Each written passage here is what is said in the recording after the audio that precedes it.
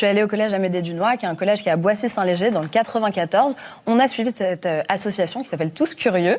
Celui qui l'a fondée, c'est Abdelila Laloui. En fait, il pensait devenir frigoriste comme son papa. Il a grandi à Créteil. Il s'est retrouvé à Sciences Po, sauf qu'en fait, en arrivant à Sciences Po, il s'est dit j'ai pas vraiment les codes, j'ai pas le bagage culturel, on me stigmatise pour ça. Donc en fait, il a fait en sorte d'apporter une certaine démocratisation culturelle en banlieue, parce que les jeunes ont tendance à s'auto-censurer, à se dire ça c'est pas pour moi.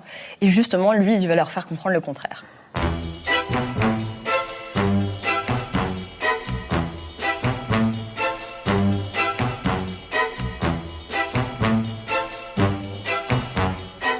Parce que tu crois que tu es ma faiblesse, tu me blesses, me meurtris.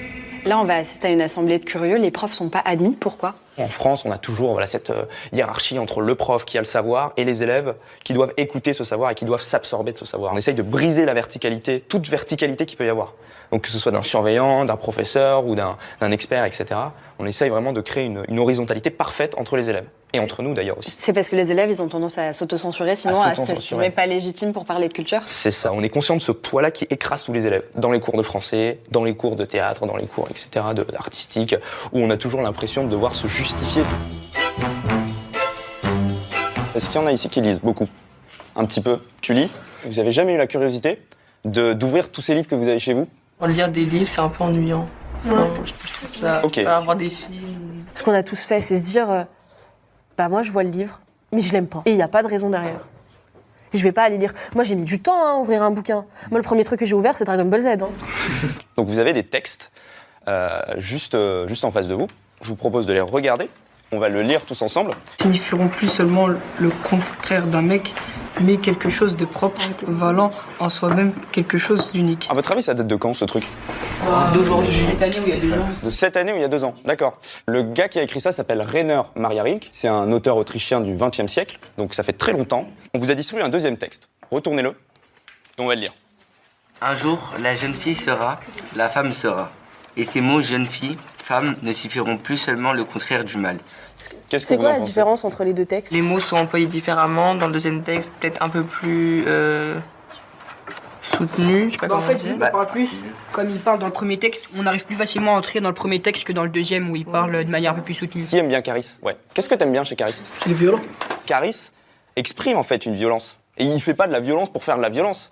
C'est pour ça que les gens qui n'aiment pas Caris et qui se disent mais c'est de la merde, etc. n'ont rien compris, en fait. Ils essayent même pas de s'intéresser à notre culture parce que c'est notre culture.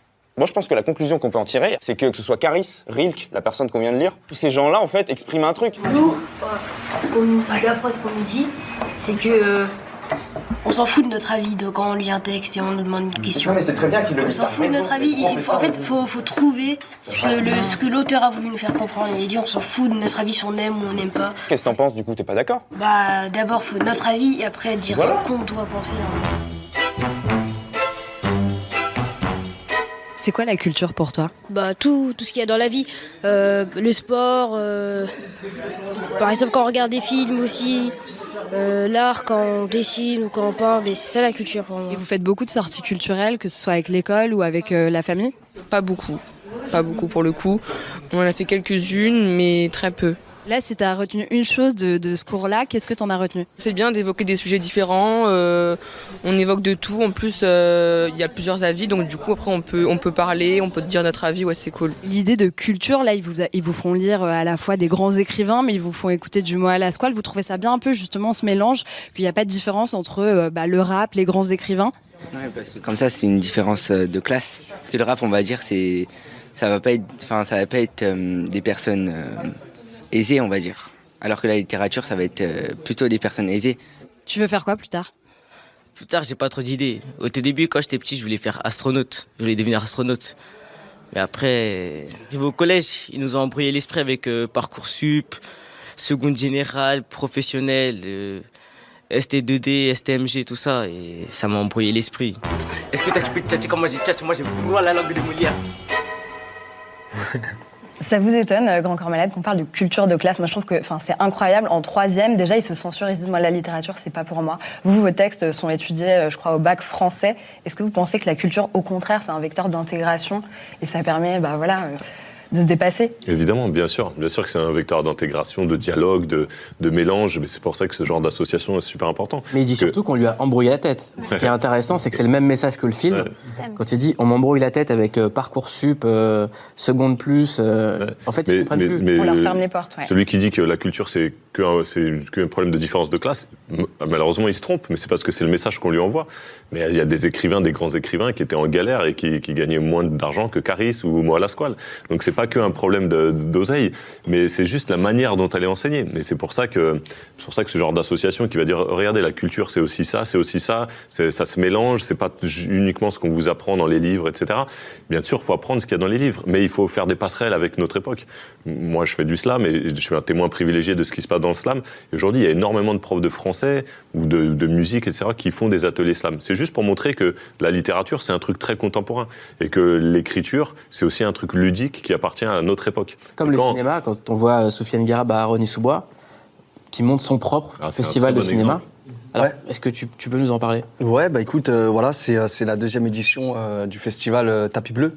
Donc ça se passera le 4, 5 et 6 juillet à l'UGC de Rosny-sous-Bois. Donc voilà, Tapis Bleu 2. Voilà, c'est ça, côté de Noisy, on est proche. Et voilà, bah, Tapis Bleu, c'est un peu un pied de nez au tapis rouge, c'est un peu l'inverse. C'est-à-dire que voilà, durant toute l'année, c'est un peu des inconnus qui viennent à la rencontre de professionnels, découvrir leurs œuvres. Tapis Bleu, c'est l'inverse. C'est durant 3 jours, on essaie de ramener un maximum de professionnels pour venir découvrir des œuvres de jeunes acteurs totalement inconnus qu'on va chercher sur le terrain. Donc entre Saint-Denis, Rosny, plein de villes du Grand Paris, parce que voilà, c'est vraiment sur ce fond qu'on veut se concentrer. C'est pas un festival de banlieue, c'est pas un festival parisien, c'est un festival du Grand Paris. Ça regroupe tout le monde. C'est un festival de cinéma. La programmation, elle est ultra exigeante, ultra pointue. Et encore une fois, c'est pas caricatural du tout. C'est très très exigeant. C'est ça. Bah, nous, en fait, on essaye on produit des films avec des réalisateurs qui arrivent avec des scénarios et on leur produit leurs films et on leur donne comme seule contrainte, en fait, de faire tourner dans ces films que des jeunes des quartiers dans lesquels ils vont tourner, des jeunes qui ont jamais fait de cinéma pour la plupart. Et c'est incroyable. C'est incroyable ce qui se passe, c'est qu'on tombe sur des jeunes qui retrouvent une énorme confiance en soi. On le voit. Des jeunes qui se rendent compte, voilà, que en vrai tout est possible. Il y a pas de barrière. Les barrières, c'est nous qui les fixons. Et c'est génial. On a la chance d'être soutenu par Fabien, qui est le parrain du festival pour la 2e année consécutive. On a cette année aussi des soutiens énormes. On a Olivier Nakache qui est derrière, qui est avec nous, qui pour une masterclass sera là lors de ces 3 jours. On a Leïla Bekti aussi. Donc on les remercie énormément pour leur disponibilité et voilà et leur comment qu'on dit, no speaker French, sorry. Donc voilà, pour leur engagement. C'était pas magnifique. Franchement, le mec, il est super rodé. Pas le moindre attentat à la langue française. Non, franchement, c'est ça, c'est presque décevant. On les remercie, voilà, pour leur. On attendait, nous, j'étais là comme des bâtards. On attendait la sortie de l'année, même pas, frère. Il a quand même dit comment qu'on dit, en peu près. C'est vrai que je fais des petites fautes de français, mais bon, c'est le fond qui compte, c'est le fond. Et d'ailleurs, c'est totalement l'état d'esprit du festival. C'est un mec de fond parce que justement, juste petite anecdote, en fait, comment il est né ce festival, c'est que quand il a commencé à tourner dans des films, il y a plein de mecs dans son quartier qui sont allés voir, Soufiane, tu peux nous aider, tu veux nous faire rentrer dedans, toi t'es dans le cinéma. Il dit, les gars, moi je suis rien du tout, j'essaye de gratter un prochain rôle, mais voilà. Il dit, mais le jour où j'aurai un petit peu un pied dedans, je vous promets que je ferai un truc pour vous. Et il l'a fait. Et il n'y en a pas beaucoup qui font ça. Et le jour où il avait un petit pied dedans, il a monté son festival pour la première édition l'année dernière. Il n'y avait pas un moyen, rien du tout. Cette année, il y a des grands noms du cinéma qui commencent à le suivre. Il y a un peu plus de moyens, des moyens d'ailleurs privés. Il faudrait bien que les moyens publics se réveillent aussi pour soutenir ce genre d'initiative. Et voilà, franchement, Soufiane, grand respect pour ce qu'il fait. On le répète, c'est le festival Tapis Bleu, c'est à Rosny-sous-Bois. 4 au 6 juillet, je vous encourage à y aller. Et d'ailleurs, au passage, on a en plus la chance d'avoir en film d'ouverture La vie scolaire. Qui est très bien. Très joli film. Et en plus, c'est vrai qu'il y a un acteur de ouf dedans. Et en plus, qui correspond totalement à l'état d'esprit, parce que combien de comédiens n'avaient jamais connu le cinéma juste avant, et on les voit dans ce film, ils sont exceptionnels.